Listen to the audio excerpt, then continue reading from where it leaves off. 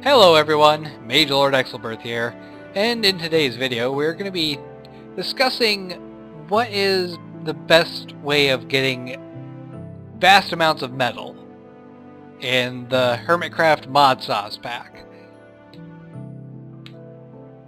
Now I knew of one way which gives you a little bit more than double metal, which most mods tend to give you, but there's one way which gives you 5 times the amount of metal per ore. But it is a very expensive process. So, let's take a look at the options. The first option I had, which is the one that gives you a definitive more than double, but not a guaranteed amount, is Factorization, which has gone through a bit of updating since I last used it. Factorization used to have this little part as one machine rather than being a socket and some attachable parts to the socket, which I think is kind of cool. Turn my GUI back on. So, what is the problem with this method? The problem with this method is it takes a vast amount of lead and a huge amount of time. Like 20 minutes per cycle. Now that's not a really good thing for a single player world, but on a server that's actually pretty fine. Because on a server you can just have a chunk loader there and throw in a bunch of metal into a barrel or two and you'll be set. Now, the reason this takes a lot of lead is because right now I'm using a creative charge source. But if you want to do an actual setup, you're going to have to make a steam turbine generator thing, which requires you to make a lot of mirrors as well, so it also requires a huge amount of silver. But what you do is you set up a little tower with an infinite water source below it, and a steam turbine up top. And the mirrors will reflect sunlight onto the tower of steam generators and create power by spinning the turbine at the top. And then you wire the power back down to batteries, so you have a storage of power, because you can't rely on just going directly from the power source to your machines, because it's not going to be able to produce enough power, plus it won't be able to run at night.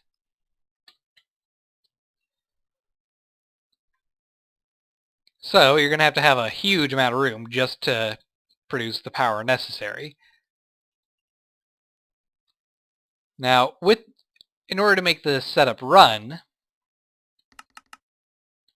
let's grab myself some iron ore. What you need to have is a diamond cutting head attachment onto a socket, and an inventory to dump the ground up metal into behind it. In this case, I'm using a liquid crafter because you need to have, in order to go to the next step, you need to clean the dirty iron gravel. And the liquid crafter is a good way to do that because it'll just store the ore in here, and when there's enough, it will turn it into gravel because I have a redstone clock underneath. As you can see, I'm using a lot of different mods just to be able to make this work through automation. With only the Factorization mod, you're going to be doing this all manually, so get ready to take a lot of time to double your ore for this. So, put the iron ore in here, and the diamond cutting head starts spinning and grinding it up inside the barrel and dumping it into here. Now this will guarantee you double the ore in just this part. But if you take the clean gravel and put it into a slag furnace, you can instead end up getting a chance of doubling your clean iron gravel. Yeah, every cycle this does, you have a chance of doubling the clean ore. See, that time it only produced one. And I think it's a 20 to 25% chance of getting a second piece of iron clump or iron chunk.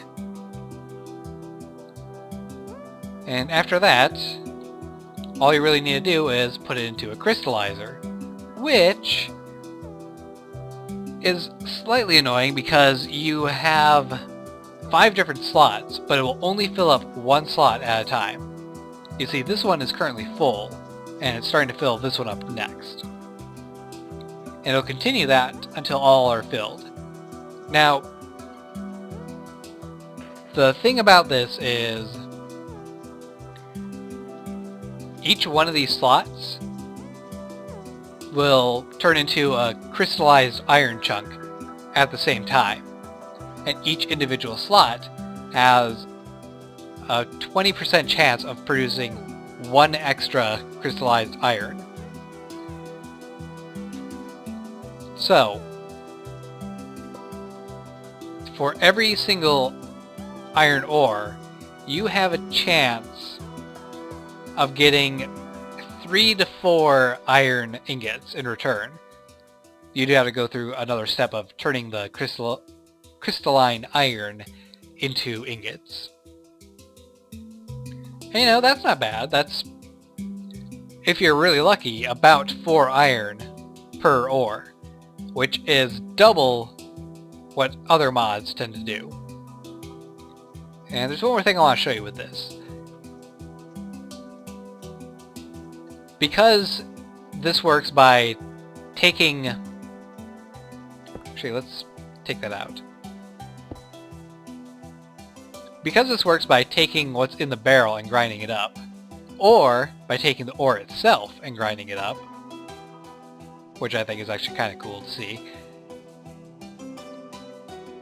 you are able to have multiple diamond cutting heads grinding at the same time.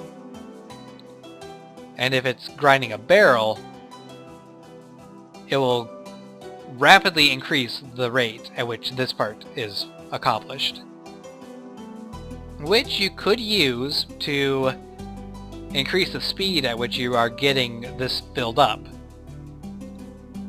Because if this is not completely filled up in 20 minutes time, it will finish the cycle with whatever it has in it, reducing the chances you have of getting extra crystalline iron. But yeah, every single cycle takes 20 minutes, and if you're going to do a completely filled up crystallizer, let's see, what's the math on that? 64 times 20, that turns to 100, or not 100, 1,280 minutes. Or, to put it in perspective, 213 hours? Or 8 days. I think I got that math right.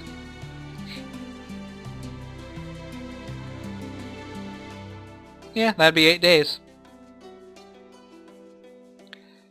So yeah, very slow process, which gives us a major penalty. I mean, sure, you might end up with a copious amount of metal as a result, but you might be mining that metal a little bit faster than 8 days.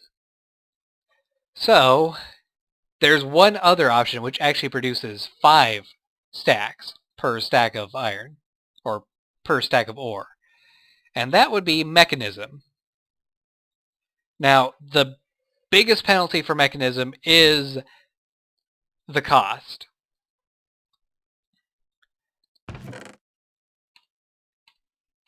And just to kind of show that, I took the liberty of recording exactly how much materials it takes to make all this stuff.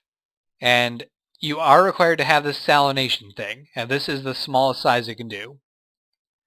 So, how much does all of this cost? Well, as you see, I broke it down pretty much as far as I could.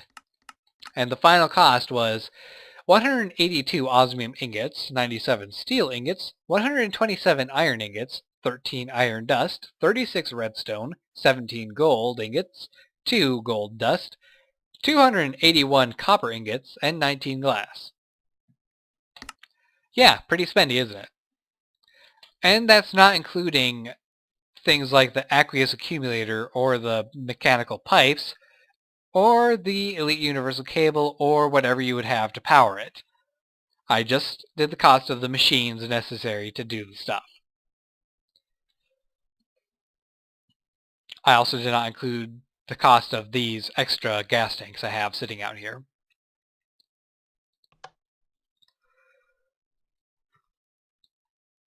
So, how does this work then? Well, the first thing you're going to want to start off with is going to be the salination blocks. Because this is required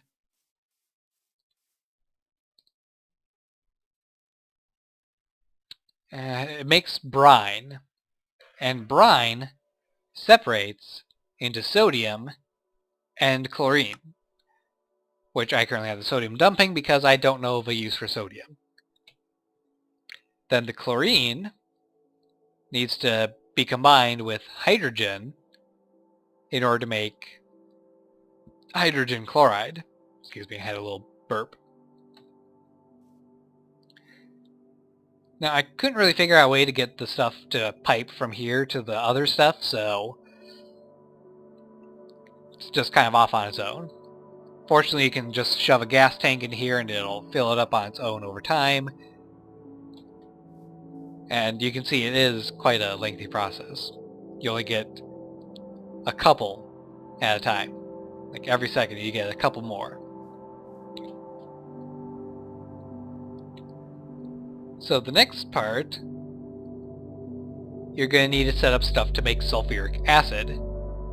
Now this is currently set up in a way that it all just feeds directly into each other. In order to make sulfuric acid, you're going to need a chemical oxidizer, which you put the sulfur into, and it makes some sort of sulfur solution, which you then pump into a chemical infuser with some oxygen, which you can be getting from your electrolytic separator, while producing the hydrogen you need for the hydrogen chloride. And that makes sulfur dioxide. Then you pump the sulfur dioxide into a chemical infuser with some water vapor, which you get the water vapor by pumping water into a rotary condenser and spinning it into water vapor. And that makes sulfur trioxide, I think it was.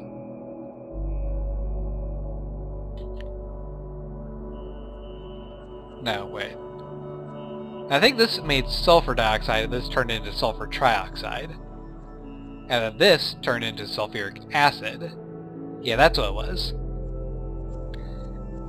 So you pump the sulfuric acid into a chemical dissolution chamber and you put in your ore in here. And what that does is it turns the ore into a slurry.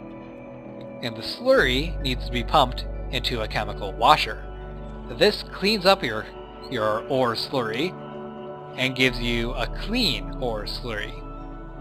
Then the clean ore slurry goes into here like I have right now. And that turns into iron crystals.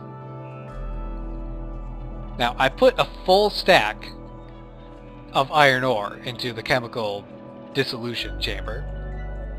And you can see I currently have a full stack of iron here. Plus, I think this might only be half a stack of iron slurry. Now, the holdup here is because I've run out of the hydrogen chloride. It goes pretty fast. But you can see there is a full stack of iron crystals in here. And in here, I've already got 2.5 stacks of iron. But you take your gas tank, you put it in here, turns the iron crystals into... Was it iron chunks or iron shards? I think it was shards.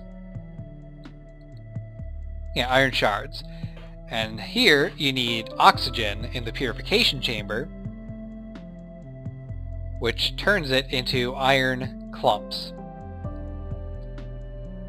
And that just gets crushed down into some dirty iron dust, which goes to the enrichment chamber. And this part, because I'm at such a slow speed, I don't really need anything faster than an energized smelter. But if you had a lot of stuff going, you could use the factory blocks, so you can smelt multiple at once. But it dumps iron dust into the energized smelter, which turns into iron ingots. And I did this once with gold using a redstone furnace, and I got 5 stacks of gold for 1 stack of gold ingots and a stack and a half of sulfur. About. So, while this requires a lot more resources to get set up, you are rewarded with significantly more metal as a result, in significantly less time. I'd say about 2 hours and you have a full 5 stacks at the most. It's kind of depending on how this goes for you. Now, another kind of downside about this is that you are required to have this up where the sun shines, and basically it won't function at night or when it's raining, which always sucks. But there you go, that's 2 methods of getting more than double the amount of ores in the mod sauce pack, or in any pack which has these 2 mods in it.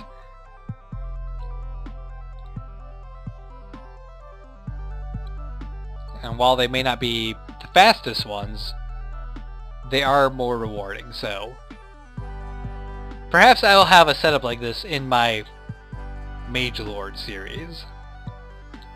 I hope you guys enjoyed this little episode. Don't forget to like, subscribe, and fave. Hopefully someone found this useful. Take care, guys, and goodbye.